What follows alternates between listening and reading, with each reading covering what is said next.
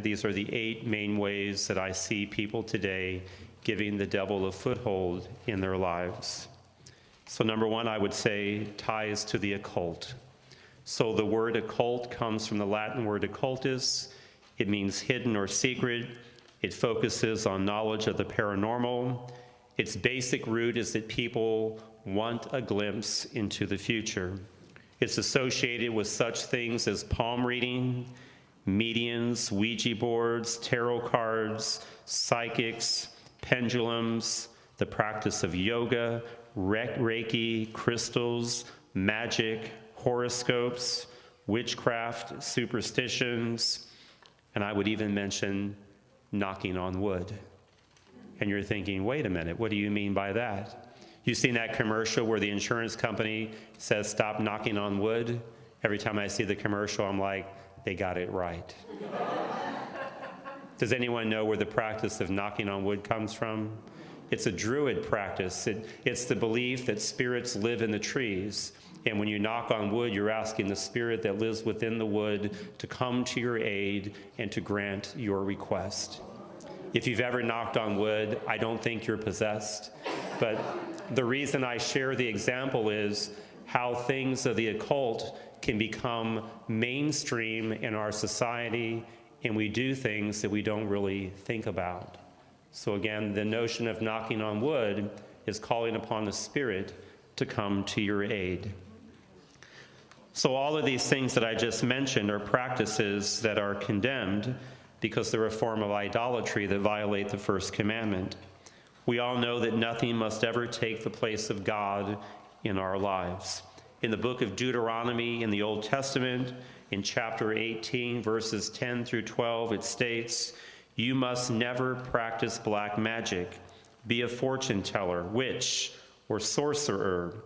You must never cast spells, ask ghosts or spirits for help, or consult the dead. Whoever does these things is disgusting to the Lord." Leviticus 19:31, "Do not defile yourselves by turning to mediums or to those who consult the spirits of the dead." People need to realize that the devil cannot be used by persons for our own benefit. Ultimately, the devil is always using us. Let's look at number 2.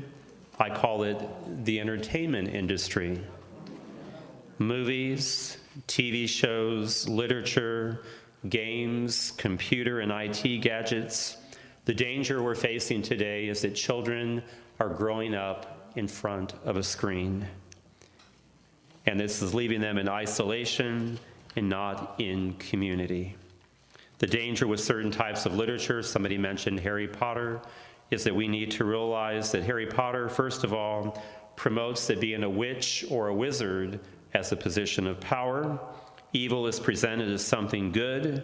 The diabolic is not presented as something evil. Curses, spells, and alchemy, necromancy are presented as things which are good.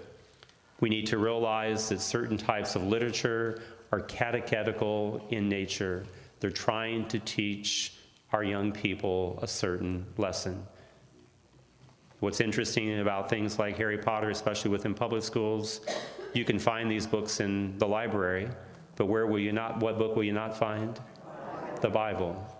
So you can find books that are teaching things that are contrary to the faith.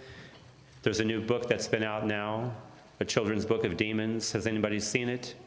It's now hit the market. It's being carried in major box stores in the United States, but it encourages children to incorporate relationships with demons, to draw pictures of the demon, to name it, to invoke the demon, asking it for help, and it can kind of be their protector and safeguard whenever they find themselves in trouble. So it's a book that has come out just within the past few months, and again, major retailers in the United States are selling that book. Ouija boards I would put under the form of entertainment. I had a young girl from my parish tell me that her aunt, who's now working in Germany for a period of time, mailed her a Ouija board for Christmas as a gift. The same aunt, she told me, that was so delighted to be in Europe that she traveled to Rome for midnight mass to be there with the Pope, and it was one of the highlights of her life. The same person who gave her niece a Ouija board as a Christmas gift. Children today play Pokemon. Does anybody know what the word Pokemon means? Pocket monsters. Pocket monsters. They all have different values and degrees. Think of the hierarchy of the angels, the hierarchy of the demons. So these cards have different values. And the danger is that it's introducing children again to demonic entities. A few years ago when I was in Rome at the international gathering, one of the priests from Italy that spoke on this, and this is what he says. What's the number one card within Pokemon? What's the character called? Pikachu. He says the name Pikachu is a name that means 100 times more powerful than God. Again, children playing these games, is that what they're thinking of?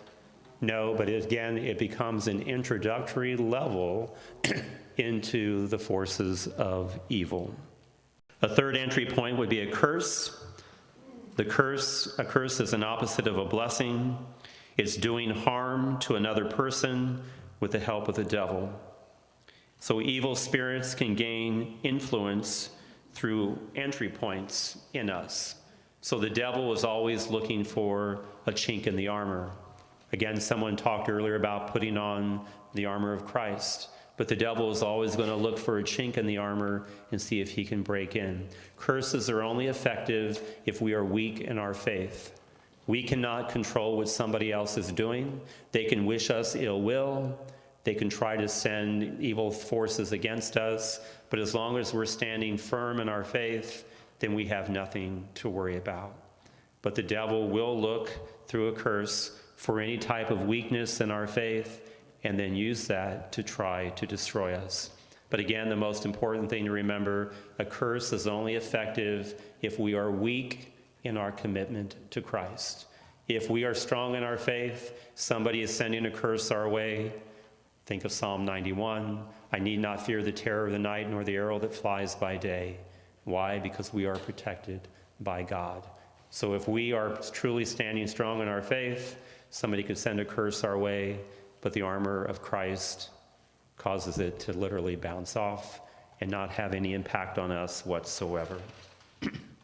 You can offer a prayer. He asked the question, if you know that somebody has cursed you, what would you do? You can offer a prayer for them, certainly. She's asking the question, if somebody in her distant family is known as a good witch, there's no such thing as a good witch. You can't put the two words together, because all magic is inherently evil. And I don't mean pulling a rabbit out of your hat. I'm not talking about illusion, but again, magic where people are trying to exert some type of power or influence over another person, invoking the devil or some evil spirits to bring that about. But there is no such thing as good magic. All magic, in my opinion, is inherently evil. So I need to pray for my relative. You need to pray for your relative then, absolutely. No one is ever lost to God. Again, as long as we're breathing, there's always a chance for conversion. Could you say something about essential oils and the curses that come with them? Essential oils he's talking about, very prevalent today. And it is true that a lot of essential oils have been cursed. So there are curses that are placed upon them. Many of the drugs that enter the United States, the illegal drugs, also are cursed, that hit the street markets. So a lot of people that have drug addictions that are buying all these drugs, heroin and whatnot, all of those things have gone through some type of curse or satanic ritual practice before they hit the streets. Again, the goal is to destroy the lives of people. How do you know which are cursed and which are not? How do you know which are cursed? Essential oils. The question would be, where are you getting them? Where are you purchasing them? They become very common just about everywhere today, even the little scents that you can plug into your wall and whatnot.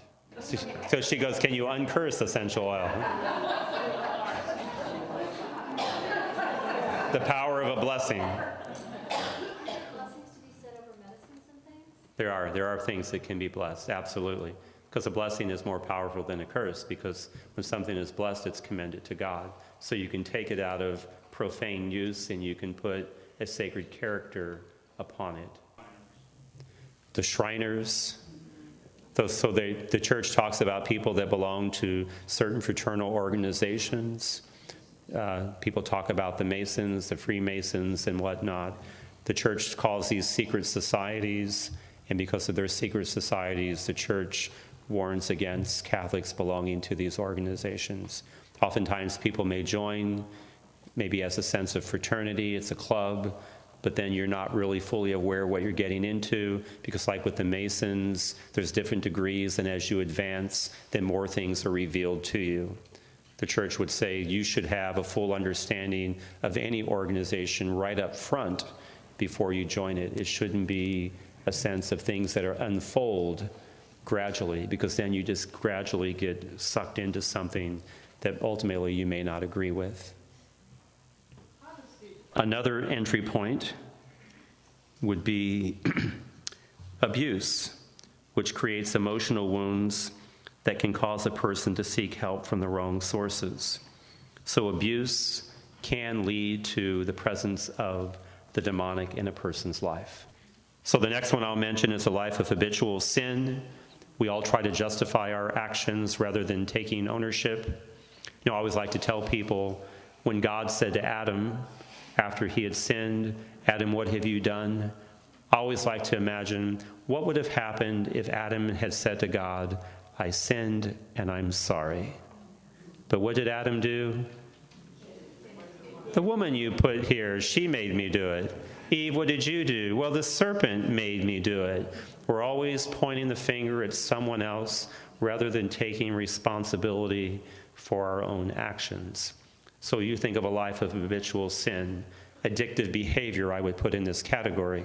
And one of the most horrific addictions in the world today is pornography.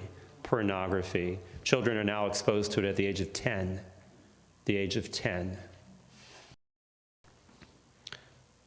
Number 7 would be inviting a demon in, that someone actually is cultivating a relationship with the demon. I share with you, I think, the example of the old man who had no faith, who was nearing the end of his life, and he chose, when he said he died, that he wanted to spend eternity with the demons that he had befriended in this life. So again, cultivating relations with the demons, that's why I think there's a danger with books like, a children's book on demons. It's causing children to create relationships that can be very, very detrimental to them. And the last entry point would be broken relationships. We all deal with brokenness in our lives, but how we deal with that brokenness does seem to matter. So what's the key ingredient of being a Christian? When somebody has hurt us, we should forgive. Is that easy to do? Absolutely not. Rather than trying to forgive, what do people do? They want to seek revenge. They give in to anger, hostility. Those are the things that the devil can use as entry points into our lives. The best example of how a broken relationship can bring about the demonic into one's life comes right out of chapter 5 of Mark's Gospel, the story of the Gerasene demoniac. Jesus is now passing through Gadarene territory. There's a man living in the tombs. He's living amongst the dead. He's naked. Chains won't even hold him. There's superhuman strength. He's possessed by legion. When Jesus begins to rebuke the demons, they ask to be sent into the swine. They race over the hillside, and they drown in the lake. Most people usually stop reading the story at that point. But the most significant thing, in my opinion, takes place at that moment. The man who's now free wants to follow Jesus down the road, but Jesus says to him, "No." Now, how often does Jesus tell somebody not to follow him? Bells should be ringing, lights should be blinking, very significant moment. Jesus says, "No, go home to your family." A man who was living amongst the dead, Jesus wants to put back amongst the living. One who's living in isolation, Jesus wants to put back into community. So in the world of exorcism, it's the brokenness that this man experienced in his family dynamics that ultimately led to the possession. Again, we all experience brokenness, but how we handle it does matter very, very seriously. So is there a way out of all of this mess? And the word is absolutely. The solution rests with each and every one of us. We have the power, because of our faith, to step out of the vicious cycle of evil that people find themselves in, and we can enter into a genuine relationship with Christ. So this is where the ministry of exorcism comes in.